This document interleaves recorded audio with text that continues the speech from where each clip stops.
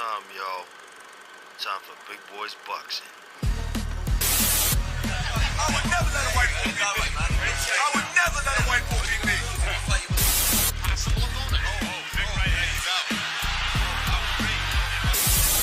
And it's over. It's over, and it's going to be a knockout victory for Joe Smith.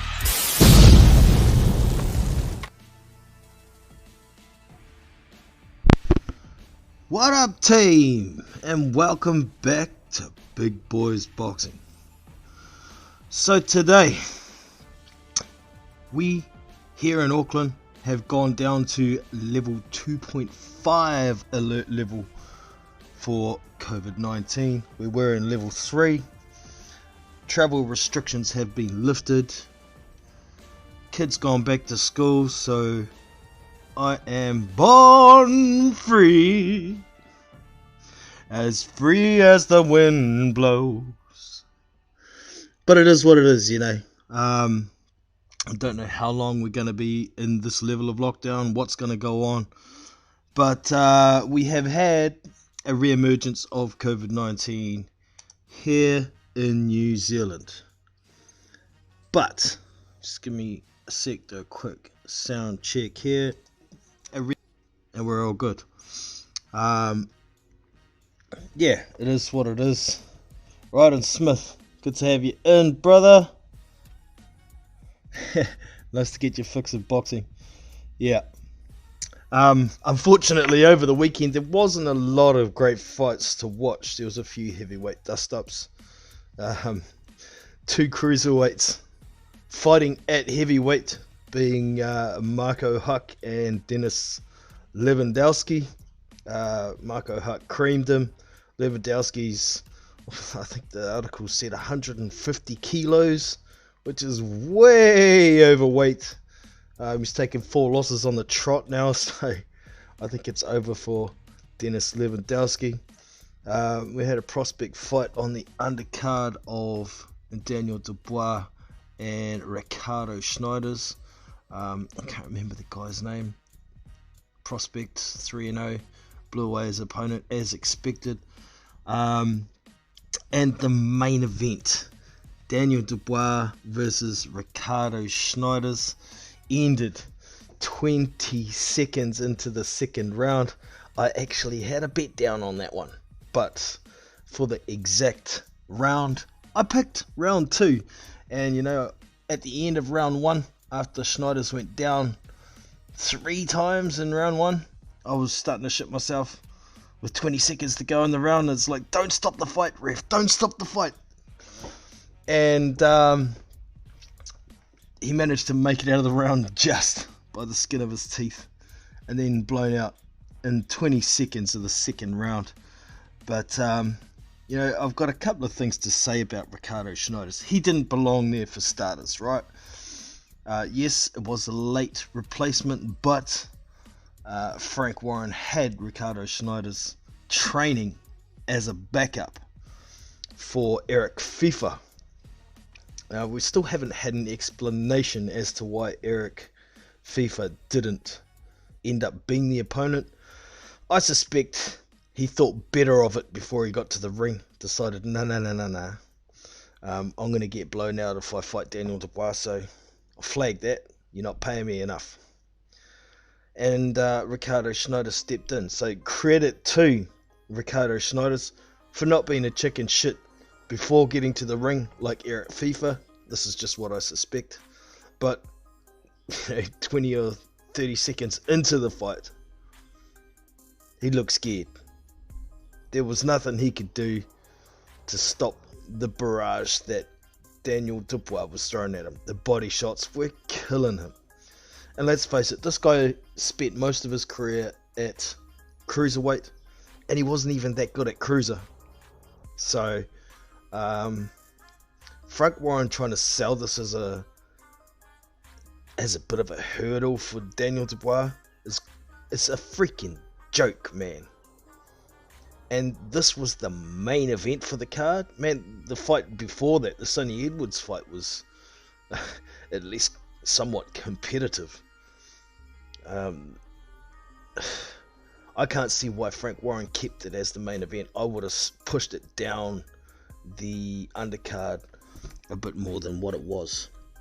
But yeah, pretty hard to watch when somebody's getting dominated that much. It's like, why do you want to sit there and watch that sort of shit? So yeah, it was what it was. Hopefully we get that Joe Joyce and Daniel Dubois fight in October. I don't know how likely it's going to be with the current situation with COVID-19. We're just going to have to wait and see. So we got Tommy Temper in the house. Good to have you in, brother. Won't be using Discord as much either, not. Oh, all good, Ryder. No worries, man. If anybody wants to catch the replay of Daniel Dubois versus Ricardo Schneiders, there is a link in the description that takes you to the Big Boys Discord text channel called Fight Replays, and there's a lot of other fight replays there as well. There is I'll just get it up so I can see. Give me a sec here. There's the Daniel Dubois one, is the most recent one there. The next one before that is Jeff Horn versus Tim Sue. The full fight's there as well.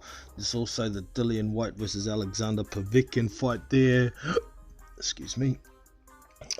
Also Alan Babick versus Shondell Winters is there. So there's plenty of fight replays you can go and watch on the Big Boys Discord. Also, if you want to join the Discord, and there's a lot of other channels there that you can chat on. There's a general chat text channel there as well. Live fight links channel where I drop links for fights within 24 hours of when they're going to be on, if you have no other way to watch them. And there's also fight replays like I've just explained, and I've just jumped into the live panel voice chat, and I'm going to grab a invite link for anybody who may like to jump on and have a yarn about anything boxing. So give me a sec here. Copy the link and drop that in the chat.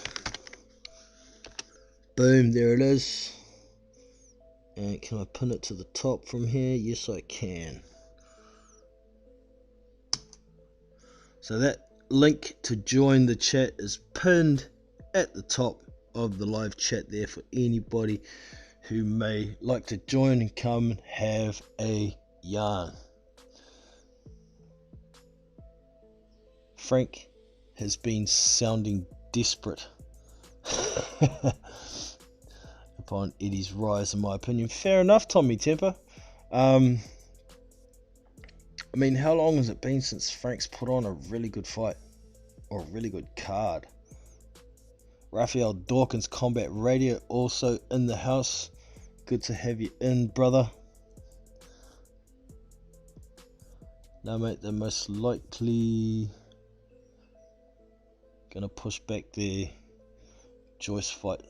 Yeah, that's been kicking around. You know, it was announced a month ago that in the UK it's possible that crowds could be allowed again in October, but from what I read, that was like they may let some crowds back as a test for a little bit, not necessarily boxing. So we'll see how it goes come October, man. I've got high hopes that we will see it, but in all reality, I think we're probably going to end up seeing it possibly in December. But we will see come October. It's a tough one because COVID's hanging around, and you know, it's like down here in New Zealand, we actually beat it the first time. We totally eradicated it after being in a level 4 lockdown. Everybody besides essential services stayed home. and we contained it. It ran its course with those who had it, and we beat it. But we now have another cluster in Auckland, and I'm just going to bring up the numbers so I can be accurate with this. Since the pandemic started, New Zealand has only had 1,378 confirmed cases. We have had 351 probable cases, and combined with the probables and confirmed, we've had 1,792 cases. The number that has recovered is 1,570. Number of deaths, 22. But the relevant number is the number of active cases right now. We have 137 cases. We have 10 people in hospital, and I think we only have 1 in intensive care. Since this secondary outbreak that we've had no deaths, not 1. But I saw, must have been a couple of weeks ago, when the secondary outbreak first came out here in New Zealand, I saw on the news Donald Trump saying, New Zealand is trying to pick on us because we're one of the world leaders in fighting COVID-19. He's trying to pick on us. He said, they've had a big surge down there in New Zealand. It's now a hellhole. They're locked down all over the place. Man, we never went into full level 4 lockdown like we did initially. And this secondary outbreak of coronavirus is a different strain to the one originally. That's what genome sequencing tells us. But anyways, a big surge down here. The day he said that, we had 9 new cases. 9 new cases. That's what I said. The same day, America had over 50,000 cases. Anything that dickhead says, you gotta be stupid to believe anything that comes out of that dude's mouth publicly. Seriously, you gotta be stupid. What a freaking idiot. But I'm fully confident that we will beat it again. The problem I have with what's going on is our borders are still open. Yes, we have a quarantine system. If you come into New Zealand, you stay in government supervised quarantine. You get tested for COVID 3 days after you get in. If that's clear, you get to go. If you're not clear, you get another test on your 12th day. And if that's not clear, you stay until it's gone. But there have been a couple of instances prior to the military getting involved and high security measures being put in place where people escaped quarantine.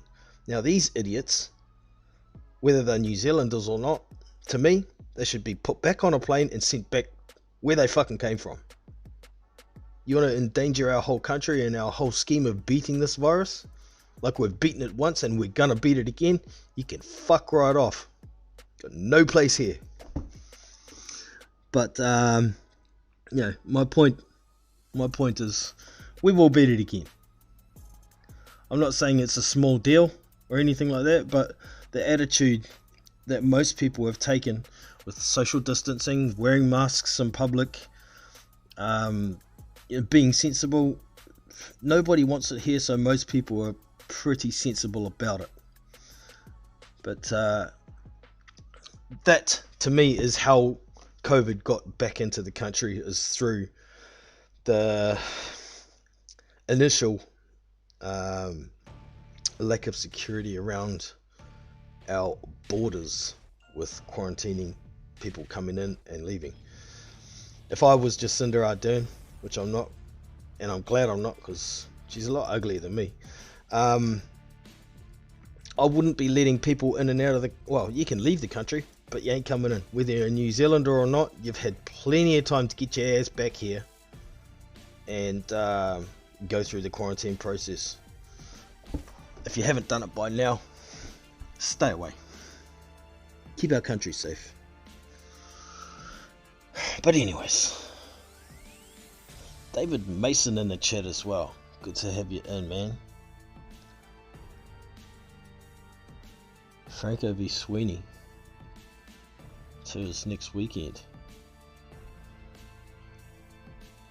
That'd be a better fight than yeah, we're getting a lot of fights lately that just aren't competitive, not competitive at all, so it's a bit of a bummer. I mean, we've got a few good ones coming up. Hey, Gareth Hancock in the house, good to have you in, brother. We've got that Vasil Lomachenko and Teofimo Lopez coming up. We got a really good card with the Charlo brothers fighting mandatories. We've got Sergey Devenchenko. It's one of the opponents. Who was the other one? Jason Rosario. For the other, and there's some really good fights on that card as well.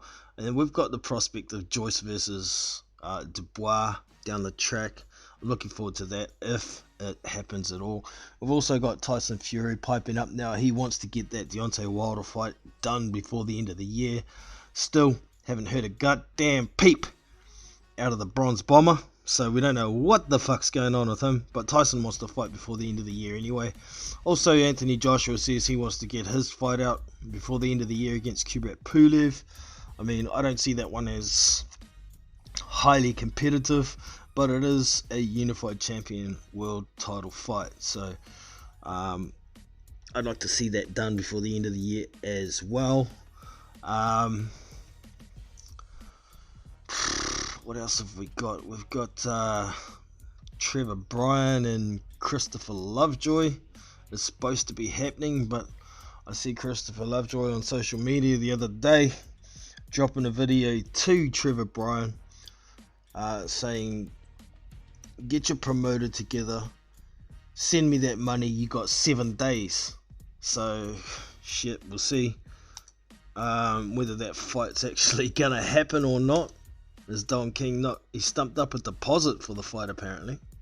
That's as far as it went. There was another one that I was kind of looking forward to. Carlos Negron versus Damani Rock is happening as well, and apparently that, well, not apparently, that should be an interesting fight.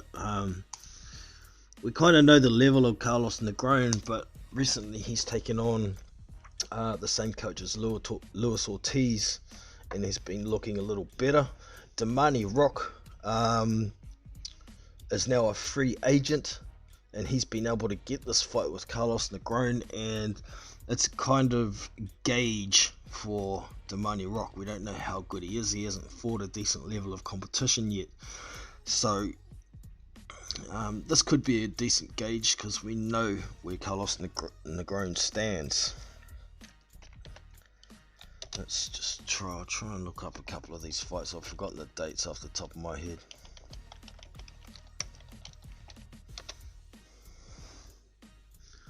Damani Rock box rec. I'm sure it was in September 26th or something like that. It's coming. Give me a sec.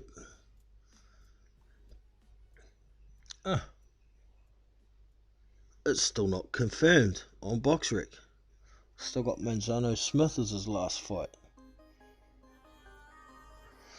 I had an article somewhere, I'm sure it's the 25th or the 26th of September. What was the other one? Trevor Bryan.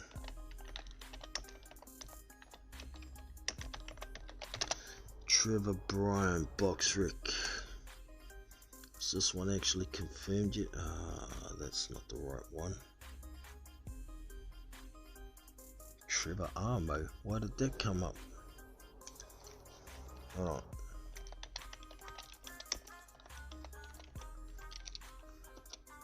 Trevor Bryan. Keeps coming up with this Trevor Armo. Who the fuck is he?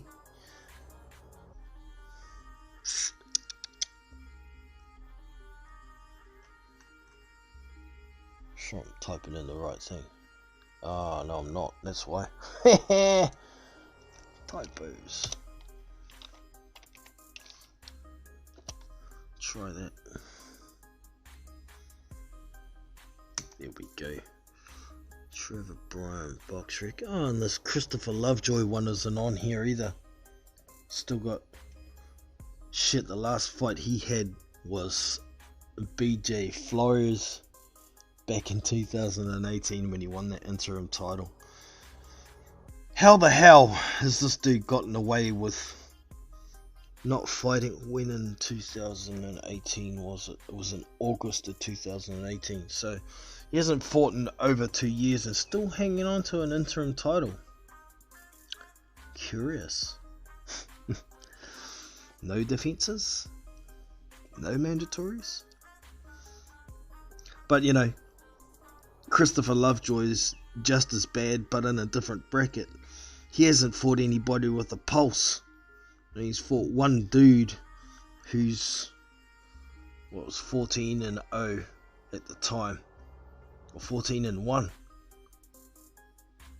So who knows? It's another interesting fight because we don't know what the hell Christopher Lovejoy can and can't do. I've got an idea of what Trevor Bryan can do. I've seen a lot of sparring videos of his. So, you know, he can fight, but he's been out of the ring for 2 years. So, who knows what's happened to Trevor Bryan as well. Down here in New Zealand, apparently negotiations are well underway between Junior Farr and Joseph Parker now. So, apparently the guaranteed offer to Junior Farr has gone up to like 500k New Zealand dollars. And, yeah, it looks like that's the only fight either of these guys can get because of the COVID situation at the moment. So, fuck, just get it done. Just get it done. We are restricted with crowds once again down here at the moment. We're not allowed any more than 10 people in any gathering at the moment, even if we're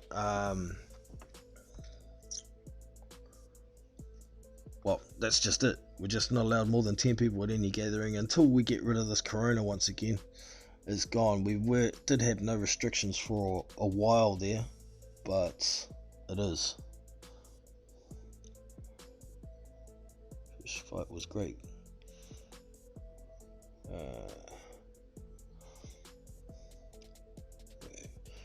Franco once said Jimmy is seeking revenge.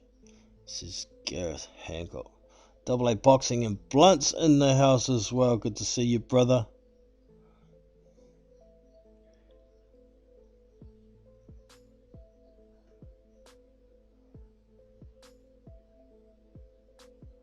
You don't need to defend the bouters. They haven't forced them to fight. Yeah, that's a problem, isn't it? Man, I was listening to somebody's stream the other day. Well, yeah, they haven't forced him to fight the full champ. That's correct. Now, there's some confusion here as well. Who is the full champ? Because there's a super champ and there's a regular champ. The regular champ hasn't fought a mandatory in 3 years. And the super champion hasn't fought a mandatory in... Just give me a sec here. I'm going to quickly see if I can remember the last WBA mandatory for... I might have to look up his record actually. Anthony Joshua. I think it was Alexander Povetkin. Yeah, I'm pretty sure it was. And that was like 2 years ago as well, wasn't it? So, yeah, back to what I was saying. I was watching someone stream the other day, and it was kind of like ranking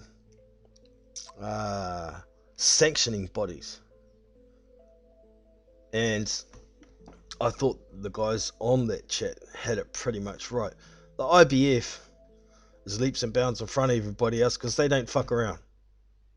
You know, they order their mandatories, and if you don't take it, you get stripped. Simple as that. You don't do what they say, your belt's gone. And they do order their mandatories. Now, I know they're only 20 something years old, but the WBO for me are sitting at number 2. Because they haven't been fucking around. They do fuck around every now and then, occasionally, like installing mandatories without having them fight final eliminators. They do that every now and then. But recently, they haven't been making these questionable calls. The WBC is 3rd at the moment. They had their muck around with these franchise champions, letting their so-called, well, it's not a championship, it's a designation, as Mauricio Solomon says. So you can't call them champions, you can call them designations. But the title of the belt is called champion, even though it's not a champion. So they've mucked around with that. They installed Tyson Fury as a mandatory for Deontay Wilder when Tyson had not fought in any mandatory eliminators whatsoever, and pushed Dillian White's shot back at that stage while he was the interim champion. So that's bullshit for me, right? The WBC for me are number 3, but the WBA, since 2015, they've been saying they're going to try and consolidate these belts. They tried to organize a tournament, which was never going to work because there's too much money involved in heavyweight boxing. Too much money. If they don't make the right money, they're not going to take a fight whether they're told or not. So the tournament never worked out. And they were going to try and get, at the time, was it Fraser Kendo? Was he holding that regular belt? No, he wasn't. Can't remember who held it.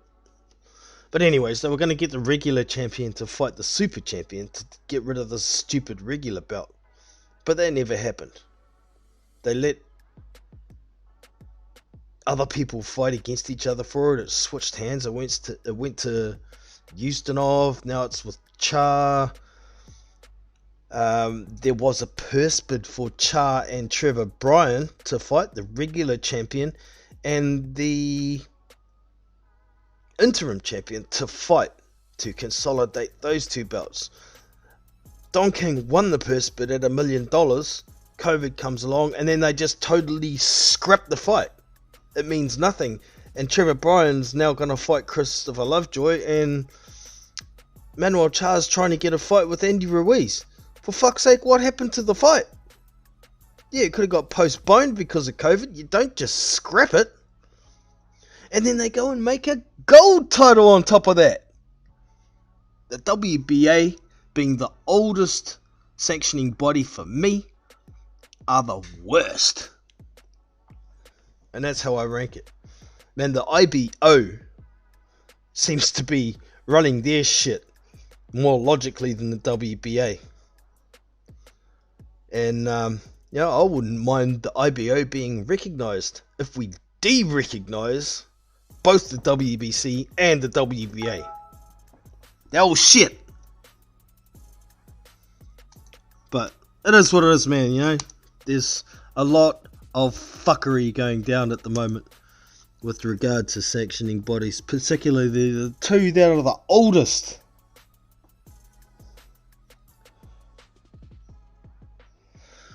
But if anybody wants to join in, there is a link up the top there. Now, over the weekend, there was a couple of other fights that were worth watching. Just bringing up my info because my memory is like a freaking goldfish's at the moment. I don't know why. Might just be my age getting up there. There was Alfredo Angulo got beaten by Vladimir Hernandez. It was actually a pretty good fight. It's full of volume. But Alfredo Angulo at 38 years old, he's getting toward the end of his career. He was supposed to win this, but credit to Vladimir Hernandez. He just put more volume on every round, and he won. A good decision win over Alfredo Angulo. Now there was another fight that was also worth watching. I'm just bringing up some box because I can't remember names, like I said.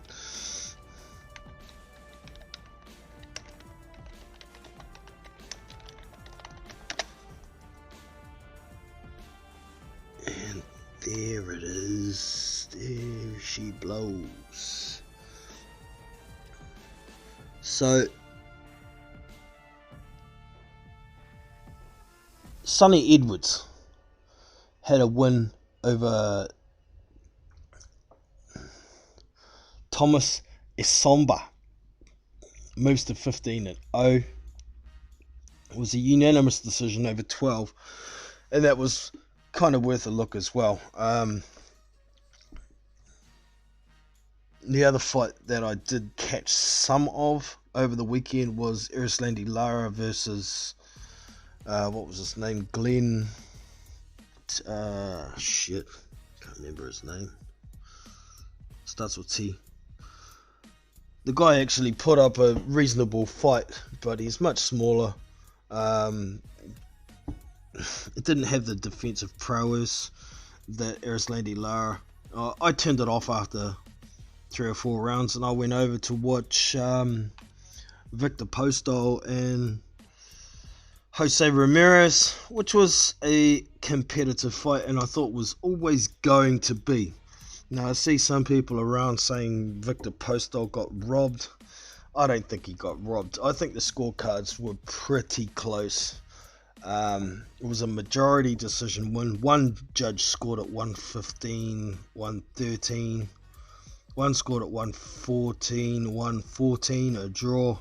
And I think the other one scored at 116, 112. So they let Ramirez hold on to his belt. I mean, he was pushing forward in spurts, getting on the inside, throwing a few punches, probably landing the much harder and effective punches. Postol was working from the outside as much as he could, popping a jab. And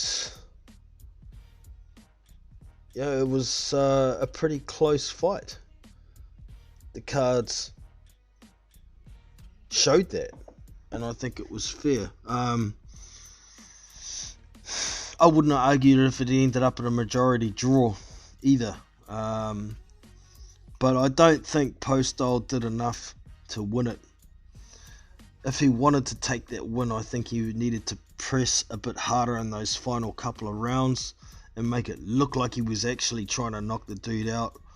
But it seemed it was just pitter-patter punches most of the night. He was throwing a good right hand behind a jab every now and then. Teddy Atlas has got him throwing that straight down the pipe a lot more often. But Victor Postol just doesn't really have the power as far as I am concerned. The fact that an over-the-hill 41-year-old man can KO the WBC mandatory heavyweight challenger tells you all you need to know about the current state of the heavyweight division. Wow. Goes back to the old adage, I reckon, there, Rafi. Power's the last to go. And we all know Alexander Povetkin could always punch. I mean, watching that fight, I thought Alexander's legs are nowhere near what they used to be.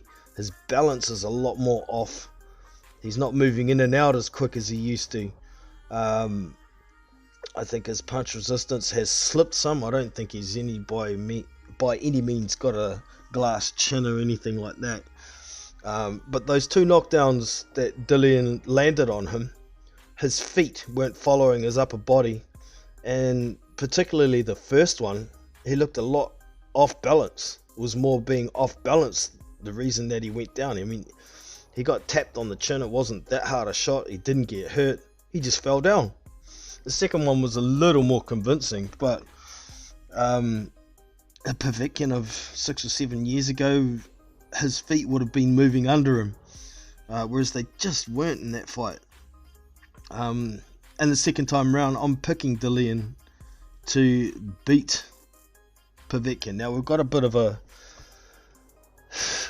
a argument going on between fans. Some people saying Dillian shouldn't get in there straight away after a heavy knockout like that against Povetkin.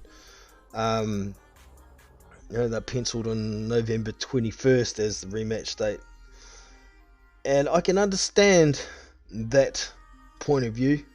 But there's also another point of view. If you make a 41-year-old man turn around so fast, 2 big training camps in a row, is that going to make him even more tired and slow? Possibly. But there's also the other side of the argument. If you leave the fight longer, both fighters get their rest, and we could possibly have a much more competitive fight. But at the same time, Alexander Povetkin, being as old as he is he going to get even older if you leave the fight longer? So, there's two sides to that argument all the way, from both sides. Personally, I just want to see that situation resolved. I want it done, dusted out of here, so we can have the mandatory scheduled for another time, because as it stands,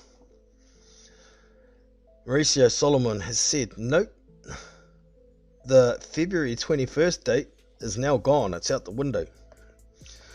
Every time a new mandatory is established, a new date for the mandatory challenge has to be set. So can't really argue with it too much. Excuse me, a bit of a cough there for a second. Yeah, it is what it is. The WBC make up their shit as they go along, and it is what it is. David Mason, white as crap. Now that's not very nice, David.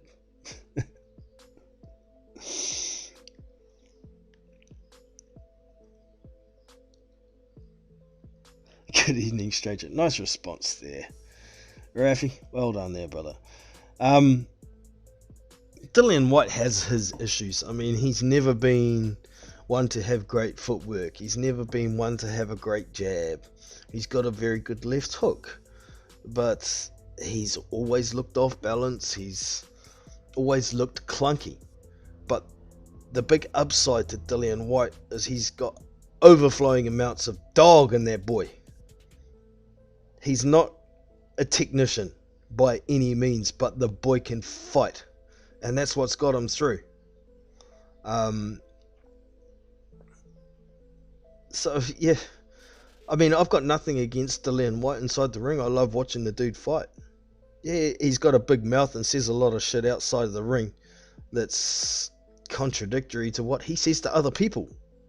It's like double standards for himself and other boxers. But in the ring, I just want to see the dude fight, and I want to see this situation resolved. I want to see the WBC enforce their mandatories along with the rest of the governing bodies. I want them all to do what their freaking rulebook says instead of making up shit as they go. It's ruining what little credibility the governing bodies have. Full stop. End of story.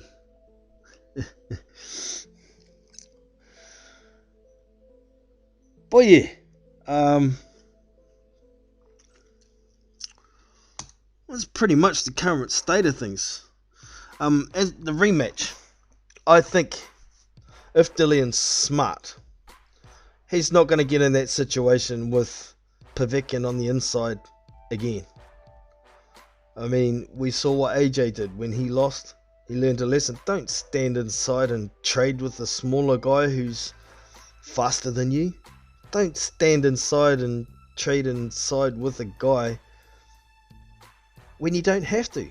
If you take away his opportunity to be able to land on you, like staying outside of his little T-Rex arm reach, he can't hit you. He can't knock you out if he can't hit you. So if Dillian's smart, he'll be working a lot on footwork and staying outside. A lot of lateral movement. This is something that we haven't really seen much of from Dillian Whyte. Speed those feet up. Keep him at the end of your range. Don't get in the situation where he can land on you. If he does get inside on you, tie him up. Tie him up, lean on him. Make those old legs even more tired. But the problem for Dillian is, like I was saying earlier, that overflowing amounts of dog in that boy. The fighter in that boy. He's going to have to fight the urge to trade with Alexander Povetkin. And that's something I don't know if Dillian can do. If he gets clocked on the jaw, his immediate instinct is to fight. So, man, it could happen again. It seriously could happen again. If Dillian Whyte gets knocked the fuck out by Alexander Povetkin again, then he's got a lot of rebuilding to do. Simple as that. It's not the end of his career. He doesn't have to retire. Alexander Povetkin will definitely sit on that position. I don't believe he'll take any kind of competitive fight until he gets a shot at the WBC champ, whoever that may be, when the time comes.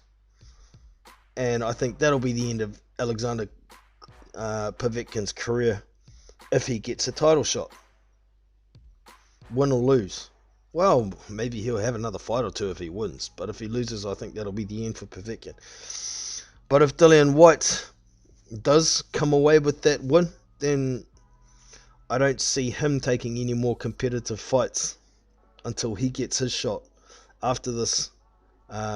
As many people are saying, a cherry pick gone wrong, which is freaking ludicrous too, because Alexander Povetkin is not a cherry pick for anybody. Even if he was 45 years old, he's still got enough power to knock out anybody in the division if he hits them flush. So yeah, I think if Dillian does get that mandatory position and interim championship back, we might see him fight someone maybe the level of a Dave Allen or Tom Schwartz or something like that. But I don't think we'll see him fight anybody who's legit inside the top 10 until he gets his title shot. And this is just the way I'm seeing it too, by the way. This is just my opinion. So, like it or lump it. And if you disagree with me, there is a link at the top of the live chat. You can jump on here and come and give me your 2 cents.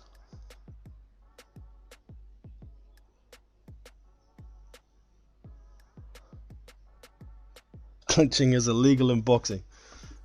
Of course it is. Of course it is. But it's obviously allowed. It's illegal, but it's allowed.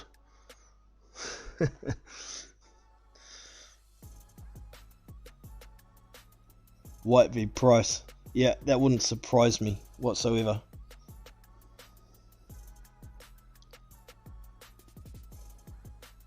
But that's also a fight Dillian would have to be careful, wouldn't he? Because Price has got reach on him. Price is probably actually hits harder than him too. So that could be an interesting one. You know, Dillian has had some trouble against opponents that are taller than him. I mean, look, Marius Wok even made him look not so great. Granted, Marius Wok did put in a better than standard performance. But even going way back to Robert Helenius, who's 6'7", when Dillian fought him, Dillian was getting pieced up for the first 2 rounds. Until Helenius broke his hand on Dillian's face in the second round, he was getting pieced up. If it hadn't have been for that broken hand, shit, I don't know what would have happened in that fight, because Dillian did get staggered with the punch that broke Helenius' hand. So there are instances. David Price is 6'8", man, and hits like a freaking mule. And we've seen Pricey when he fought, was it Dave Allen? Boxing at range, keeping it long, he can do it. Of course, Dillian is a hell of a lot better than David Allen.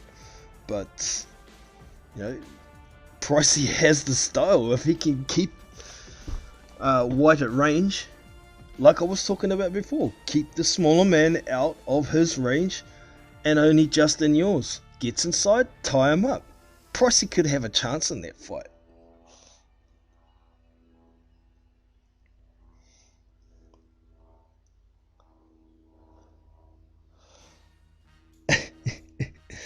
Clinching is not allowed.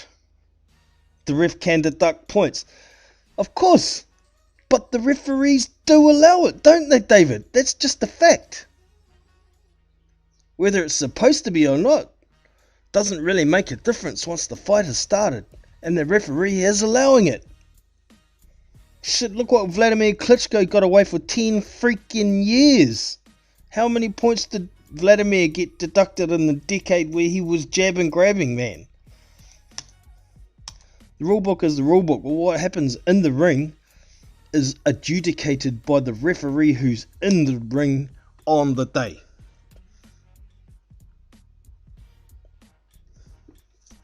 The referee's interpretation of the rules is what gets enforced inside the squared circle on the day by that particular referee. No, we don't like it a lot of the time, but that is just the reality of professional boxing. Straight up simple.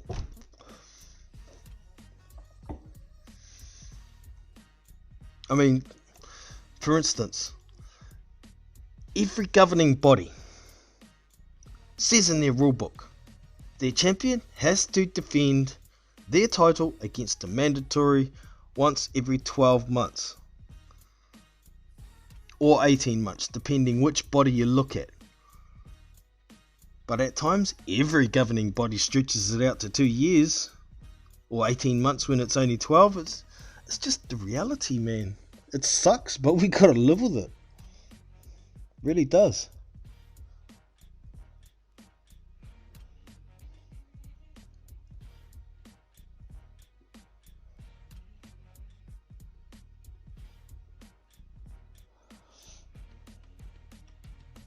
The rules are more strictly adhered to in bare knuckle boxing. That's one of the reasons I like it so much. Well, that's fair enough. And I think in bare knuckle boxing the rules have to be adhered to more strictly because it's more dangerous. It's way more dangerous. Unfortunately, bare knuckle boxing doesn't get the spotlight that boxing has had for the last 100 years, is it? So I like bare knuckle as well. It's brutal, many people can't watch it, but it's a real fighting man sport is bare knuckle boxing, man. real fighting man's sport.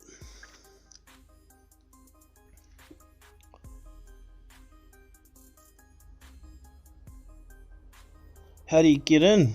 There's a link at the top there, Rafi. You should be able to click it, and if that doesn't work,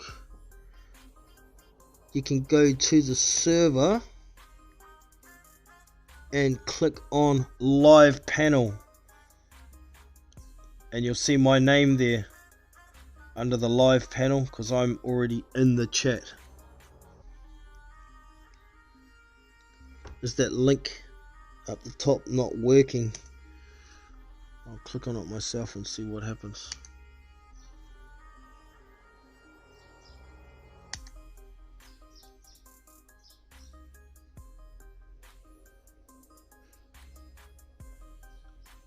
Discord app launched. What's it say?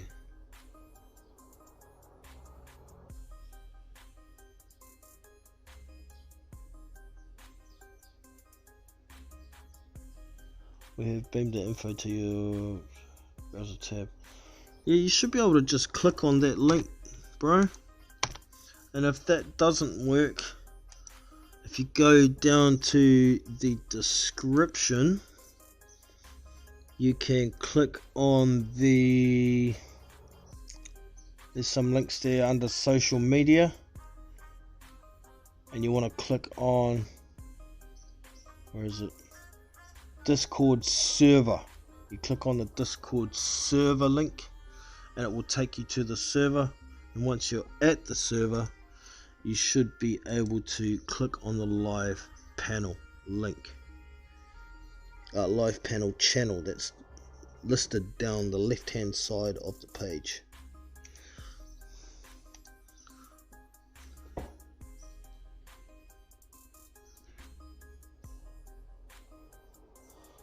Some of the bare knuckle fighters are surprisingly skilled boxers. Yeah, there we go, you got in, mate.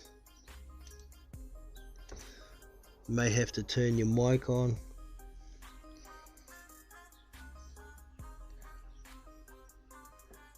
You there, Raf? You there, mate? Yes. Yes. Yeah, mate. Am I in? Yes, you're in, mate. Same. Okay. Yeah. So, as far as Dillian White's concerned, you're talking about what he needs to do next time around. If he gets in there with Povetkin, he's got to keep his distance. He's got to do what Joshua did. Exactly. Keep his distance and keep his chin out the way. I mean, keep his chin out. There's certainly a possibility that he could stand and trade with Povetkin and come out better off. No problem. But if he wants to minimize the chances of having a replay of what just happened to him, then he's got to keep it long, man. Got to keep it long. Yeah. Keep his chin out the way. Keep it long. What the hell was he doing there? I've looked at that replay again multiple times. I don't know what he was doing in that range. What the hell was he doing at that? Watch it in slow motion. I mean, okay, slow motion, it's like hindsight 50-50 and all that stuff. But in slow motion, what the hell? He's got to watch that back and say to himself, what the hell was I doing there in that particular moment? Yeah. I think complacency had to have something to do with it after knocking Povetkin down twice in the last round. But to a degree, you got to look. Povetkin didn't look hurt to me, so... the first time around when he knocked him down, you could see he was being careful because he knew. But yeah. Well, I don't know. It's a tough call. What are your thoughts on such a quick turnaround? You think it's a good idea? Well, I mean, my thoughts on the quick turnaround are the same as it was for the Joshua situation. I thought this isn't a good idea at all. But it worked out for Joshua. Is he going to work out for Dilly? I mean, there's two ways of looking at it. Dillian immediately took the rematch. He immediately wanted, so that gives me the inclination. I'm inclined to believe that he's just comfortable. He's going to win. He was in a situation. It's like you play any kind of game, and you thought, if I do that again, I'm going to win. If we do this again, I will win. So I think that's his mindset. He knows what happened. He knows how it happened. And he's confident that, boom, he can rectify that. Very confident, so it seems. Yeah. Prior to the first fight, do you think Dillian having so much energy concentrated on his WBC shot and who he might fight next, rather than concentrating on the fight at hand, could have also played a part? Well, I mean, he could have played a part. I mean, how big a part? I don't think he played a massive part because, I mean, you're in there. You're in a fight. You've been training for that fight for how many months? Over in Portugal, training for the fight for 5 months. I don't see how he can't be focused on the fight. Yeah. I don't see that possibility. I see that as a possibility, but I don't see it as likely. I mean, you're in a fight. You got a lot of people around you. Your training partners are tailor-made, trying to reflect or replicate what that particular or your particular opponent is going to be doing. And so I don't see how. Well, I think the likelihood is that he was focused on the fight. He was confident of winning the fight. But you know, people screw up, don't they? People screw up. Everybody screws up every day. That's right. Mistakes are what make us human, isn't it? So yeah. I think it's definitely a big wake-up call what happened. Absolutely. And yeah, I think if he wasn't 100% focused on Povetkin last time around, he certainly will be this time. He's 1 trillion% focused this time. There's no doubt about that. But one aspect which has crossed my mind, and it's been on my mind for some time. Do you think that Dillian Whyte was trying to replicate Joshua? Was trying to say, in effect, anything Joshua can do, I can do it too. Yep. Damn right. And just to touch on like what you were saying about the possibly overlooking Povetkin, I think I'm in your boat as well. He was in Portugal for 5 months training, away from his family, away from his friends. What else could he focus on besides training? So it's just one of those things. He will learn from his mistake, and I think he'll win the second time around. I think he'll win the second time around, but I do want to touch on the point of I just want to get your take on it. Do you think he had a mindset that anything Joshua can do, I can do it too? He fought Parker. After Joshua fought Parker, and then he selected Povetkin, which I thought was a very questionable selection when you've already secured your position as a mandatory to fight the champion, WBC champion. So why the hell were you going after Povetkin? Is it a case of Joshua did it so I can do it too? Is that what was going on when he should have been taking a lighter opponent, a lighter task? I certainly think there's how would I put this? Maybe subconsciously he thinks that, but you won't hear him say that. He does not want to be in Anthony Joshua's shadow if he can possibly avoid it. But yeah, certainly subconsciously, I think maybe there was an element that he could do what Joshua did or try and do it better. But anything you can do, I can do better. Yeah, for sure. I mean, there's a rivalry between the two, and it's not really a secret. So, as for him taking the Povetkin fight when he had already obtained that mandatory position, in hindsight, it's a stupid thing, you know. I thought it was a mad thing at the time. I thought it was a mad thing. What are you doing? What the hell are you doing? Taking such a difficult fight at such a crucial time. It didn't make no sense to me. No, not at all.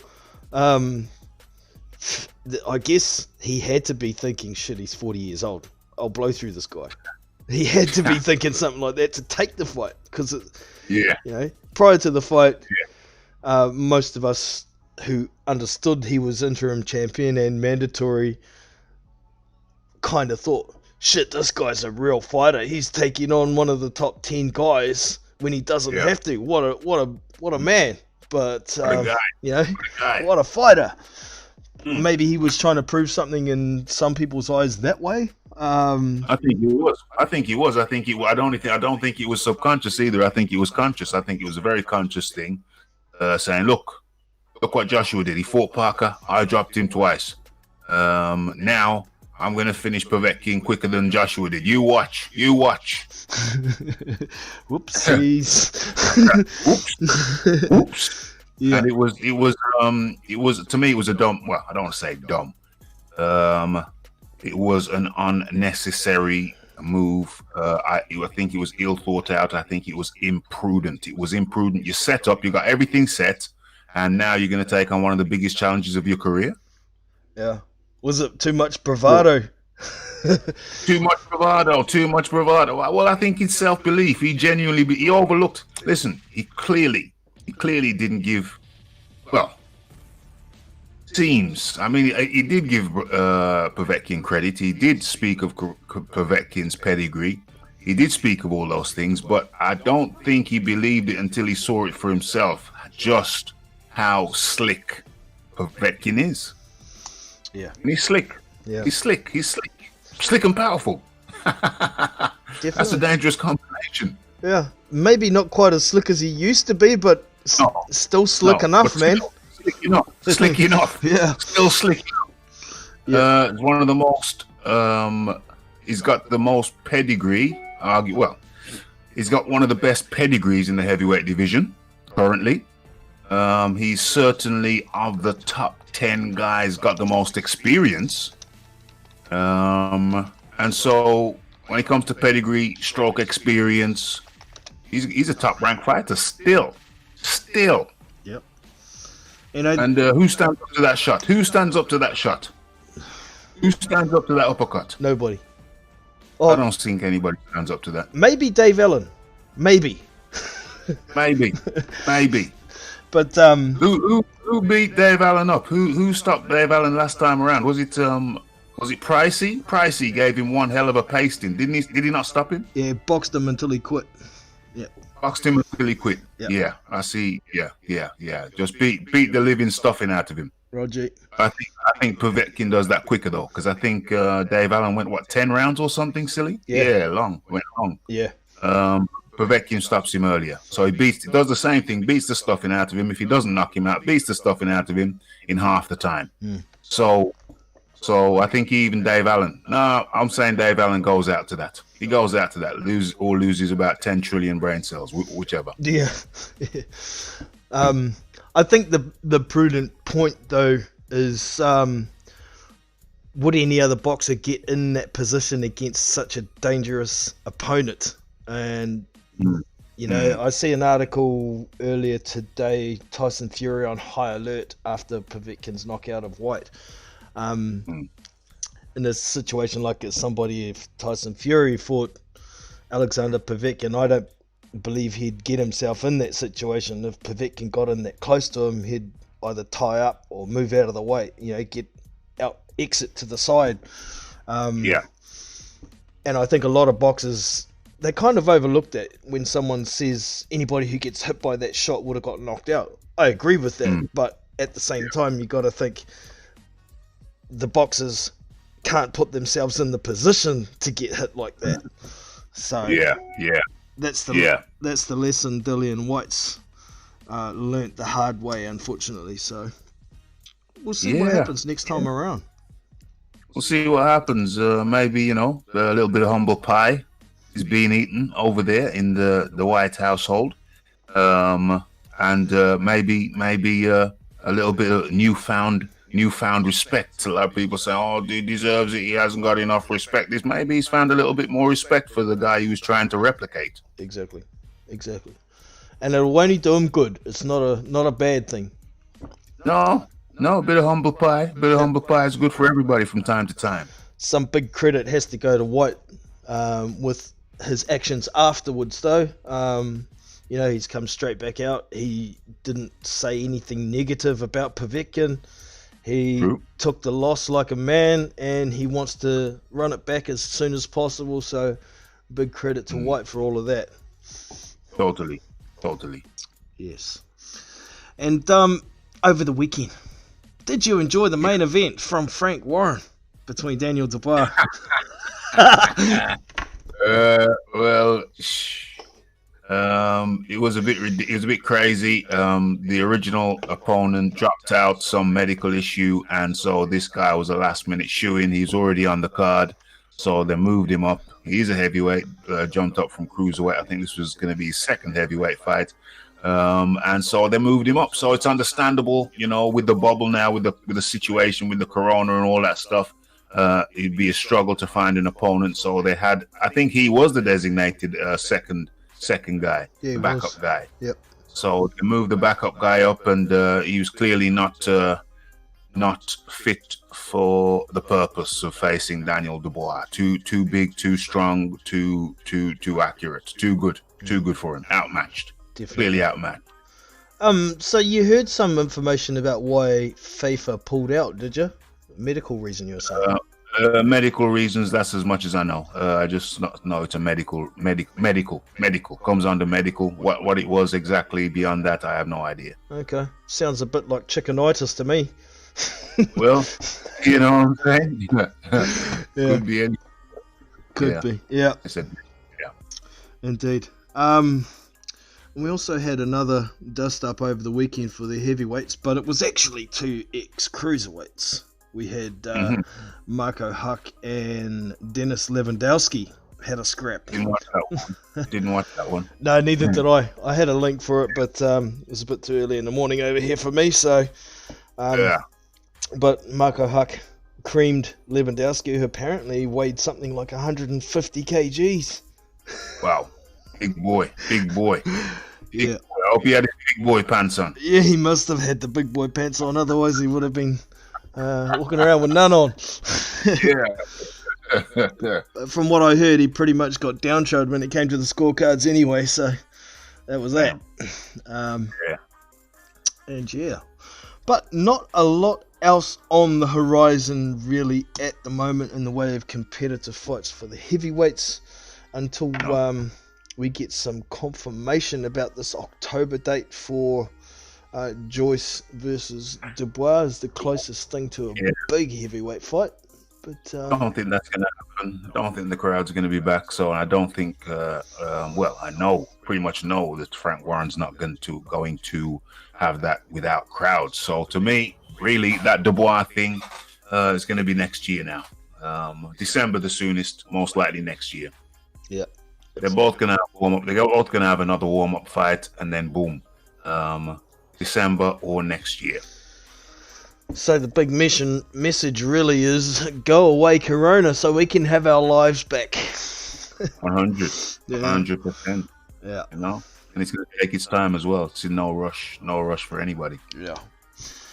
Well, that pretty much is it then for today. Is there any subjects you would like to bring up before we think about closing this down, Rafi? Well, no, I got the subject on my mind right now. So I got to shoot off and get into the kitchen before whatever's cooking gets burnt, Jono. So it's just a quick one. Good stream. Smash that like button, folks. Smash that subscribe button and all the other good buttons. Jono, nice chopping it up with you. Speak to you another time. All right, mate. Take it easy. Cheers, mate. And if you haven't already, peeps, make sure you get over to Raphael Dawkins Combat Radio. Check him out. Give him a subscribe. And check his bell icon for notifications so you don't miss any of his streams. He does 3 consistent streams. Monday, Wednesday, Friday, UK time. And Wednesday is always the Ask Rick show where he has Rick Glazier on. Don't miss it. It's a goodie. And that is just about us for the day. So I hope y'all have enjoyed. Don't forget to also hit the like, the subscribe, and the bell notification over here so you don't miss future content. And that is it for today. So catch you next time. I'm Jono and I'm out. So that's it for Big Boys Boxing for today. I hope you've enjoyed. Don't forget to hit that thumbs up if you have, subscribe to the channel, and hit that bell notification so not to miss future content. If you'd like to get more involved with the channel, get on the live panel, you can jump over here on the channel and find this Discord invite icon. If you hit that, it will take you to the Discord server, and over here we have multiple ways of getting involved. Firstly, for the live panel, there's this live panel voice channel here. You simply click on it and you're in. Down the bottom here, you got your mic, unmute, and you see your green rings when you're talking, and you're away. You can mute when you're not speaking, and to get out, you hit this hang up button. Simple as. Also, we have live fight streams here. Sometimes I will stream a fight to this channel. You can come in here. You can't speak in this channel, obviously, and there will be a video box here somewhere. You just double click on it and it goes straight into what I'm streaming, and out you go. Also here we have watch BBB games. Sometimes I'll stream my Fight Night Champion games here, or Fight Night Gym. Myself and a few others who are in the Fight Night Club sometimes stream our games to this channel, so you can come and watch. You're quite welcome to. Up here we have general chat. This is where we all talk about boxing with what's going on. Everybody's welcome there. We have live fight links here. If I have a link to a fight, I generally drop the links here within 24 hours once I find the link, so you can come and find links here. Fight replays as well. As you can see, I drop YouTube links here if I have them. This one's for the Serenko fight that happened over the weekend, and also I recorded the Fabio Woodley fight, so you can come and click this and you can watch that there as well. There's also the Fight Night chat here, but that's for guys who are interested in playing Fight Night Champion and talking about strategies, how to build fighters, all that sort of thing. But it's easy to get involved, so all you have to do is get over to the Big Boys Boxing homepage and this Discord icon here. Also, there's links here for Twitter and Facebook. I don't drop a lot, but news channels, news stories that I don't cover, sometimes I drop the links there, and also a donation link here for anybody who'd like to support the channel. So that's it for today. I hope you've enjoyed, and I shall catch you next time. I'm Jono from Big Boys Boxing, and I'm out. So